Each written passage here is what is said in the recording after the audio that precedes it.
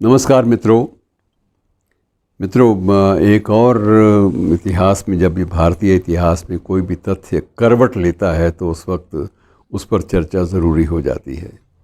अब नई करवट ये है कि वहाँ के एक महाराजा जो लंबी अवधि तक हाशिए पे रहे, जिनकी उपलब्धियाँ भी इतिहास में ढंग से दर्ज नहीं हुई, वो महाराजा अब दोबारा फिर नए सिरे से नए मूल्यांकन के साथ याद किए जा रहे हैं। अब ये समझा जा रहा है कि उनका होना, उनका सामने आना, उनका अस्तित्व जागृत होना और उसकी स्थापना गरिमापूर्ण ढंग से की जानी, ये बहुत ज़रूरी है। और वो है महाराजा हरि सिंह।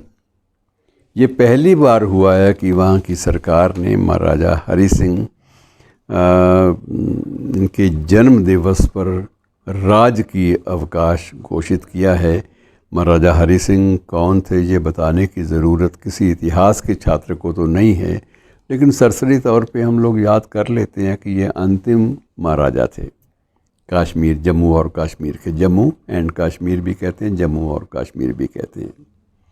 जम्मू और कश्मीर का अस्तित्व कभी अलग अलग इन राजाओं के समय तक नहीं हुआ। तो J&K जिसे बोलते हैं, जम्मू एंड कश्मीर, जम्मू और कश्मीर, वो सारा का सारा क्षेत्र महाराजा हरि सिंह की सल्तनत में था। और महाराजा हरि सिंह ने अपने जीवन काल में बहुत सारी अद्भुत उपलब्धियां भी दर्ज की, लेकिन अद्भुत उपलब्धियों का जो सिलसिलेवार जो जिक्र है, जो मूल्यांकन है, वो बड़ी देर से हुआ।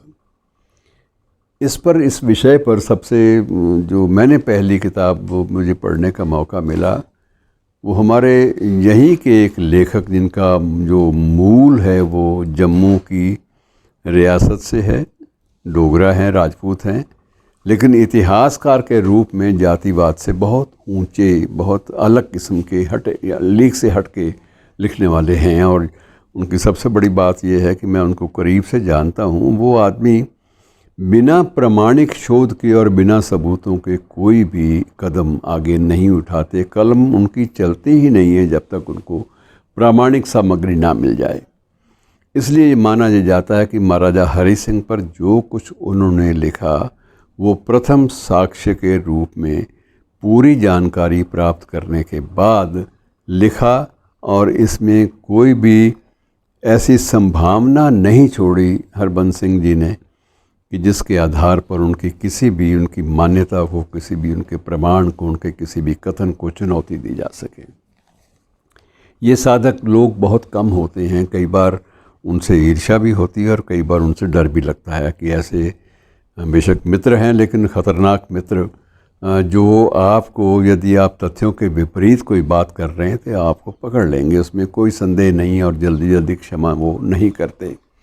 बहरहाल बात महाराजा हरि सिंह की चल पड़ी है, हरबंस सिंह जी के जन्मदिन की नहीं, वो फिर कभी बात करेंगे।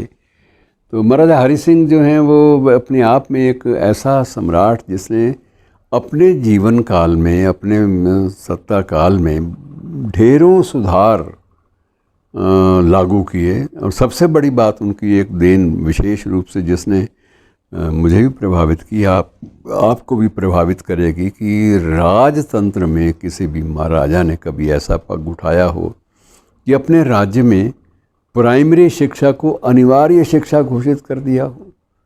ये काम सबसे पहले इसी महाराजा हरि सिंह ने किया था। और डोगरा सम्राट के रूप में इनकी ख्याति जो है उसके बाद निरंतर बढ़ती गई, और इस बात को महसूस किया गया कि इतना बड़ा सुधार ये ऐसा व्यक्ति ही ला सकता है जिस व्यक्ति के मन में एक उत्कंठा हो, एक जिज्ञासा हो और एक संकल्प हो कि मेरा जो क्षेत्र है, मेरा जो राज्य है, उसमें एक भी व्यक्ति अनपढ़ ना हो। साक्षरता का 100% साक्षरता का सपना लेना और फिर उसे लागू करने का पूरी आस्था के साथ प्रयास करना, ये महाराजा हरि सिंह का ही काम था। और उसके बाद भी महाराजा की दूसरी जो देन ये मानी जाती है कि उन्होंने बाल विवाह पर कड़ाई से सख्ती के साथ प्रतिबंध लगाया और ये सुनिश्चित किया कि बाल विवाह जो है वो उसकी अनुमति नहीं है। और तीसरी उनकी सबसे बड़ी बात है कि जो लो कास्ट अर्थात जो निम्न वर्ग के लोग हैं, आर्थिक दृष्टि से, जातिवादी दृष्टि से भी आप कह सकते हैं, लेकिन वो उचित नहीं होगा, लेकिन जो भी निचली जातियों के लोग हैं या निचले तबके के लोग हैं, वो सम्मानजनक ढंग से अपने जो मंदिर हैं अपनी मान्यता के अनुसार उनकी स्थापना कर सकें, ये भी सुनिश्चित महाराज हरि सिंह ने किया। उनको अधिकार है पूजा का। जो ये मान्यता थी कि अगर वो पूजा करेंगे या कोई मंत्र का उच्चारण भी करेंगे तो उनके कान में शीशा पिघला के डाला जाएगा, ऐसी कई मान्यताएं, गलत किस्म की रूढ़ियाँ प्रचलित थी, लेकिन महाराजा हरि सिंह ने उन सबको ध्वस्त किया, उन रूढ़ियों को, और उसके बाद बड़े स्पष्ट मन से और स्पष्ट संकल्प के साथ ये तीनों चीज़ें लागू की। तो ये एक बड़ी अद्भुत उनकी बात थी। और उसके बाद जो प्रीवी काउंसिल में जो एक भारतीय नरेशों का, भारतीय राज्यों के जो राजा थे, शासक थे, उनकी एक पूरी की पूरी अगर कोई एक टोली बनी, एक संगठन बना, तो उस संगठन का जो मूल रूप से सैद्धांतिक जो आधार था वो भी महाराजा हरि सिंह ने तैयार किया। लेकिन इतनी तैयारी के बावजूद महाराजा हरि सिंह की ये भी विशेषता थी कि वो ये भी चाहते थे कि जहाँ तक हो सके कि जहाँ यथासंभव मेरा प्रदेश स्वतंत्र राज्य के रूप में ही पनपे, इसका विकास, इसका विकास भी होगा और इसकी अलग से पहचान जो है वो गरिमापूर्ण ढंग से बनी रहेगी। लेकिन जब वहाँ पर कबायली हमले हुए, पाकिस्तानी सेना उन कबायलियों की आड़ में आगे बढ़ने लगी, तब महाराजा ने जब भारतीय सेना की मदद मांगी, सहायता मांगी, तो उस वक्त ये शर्त रखी गई कि पहले आपको विलय की जो दस्तावेज़ हैं उन पे हस्ताक्षर करने होंगे और उसके बाद सक्रिय रूप से सेनाएं हमारी जाएंगी और पूरी तरह से आपके राज्य को संभालेंगी। तो घटनाक्रम बाद का इतिहास का हिस्सा है, उस पर ज़्यादा विवरण देने लगेंगे तो एक किसी भी प्रकरण में ये पूरा होने वाला नहीं है।